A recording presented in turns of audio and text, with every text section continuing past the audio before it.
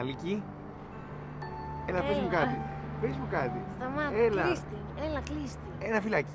Κλείστη.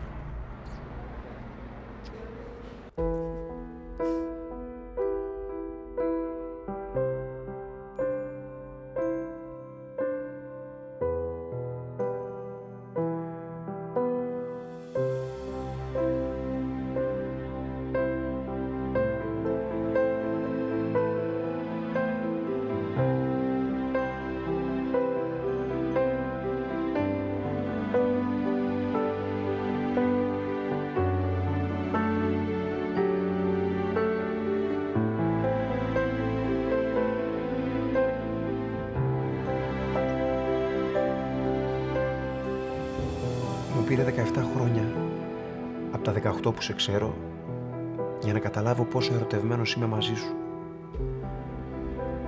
Και ξέρω ότι αυτό σε τρομάζει, όπως τρόμαξε και εμένα όταν το κατάλαβα, αλλά δεν μπορώ να ζήσω μακριά σου. Και ο τρόπος μου, το ξέρω, ήταν λάθος.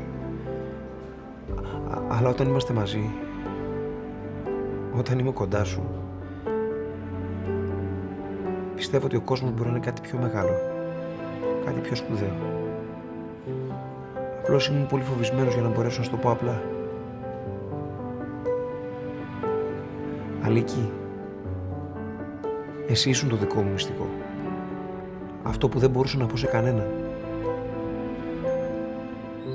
Δώσε μου, σε παρακαλώ, μια τελευταία ευκαιρία για να σου εξηγήσω. Όταν βρεις αυτό το μήνυμα, κατέβα στην είσοδο της πολυκατοικίας σου. Για 2 λεπτά.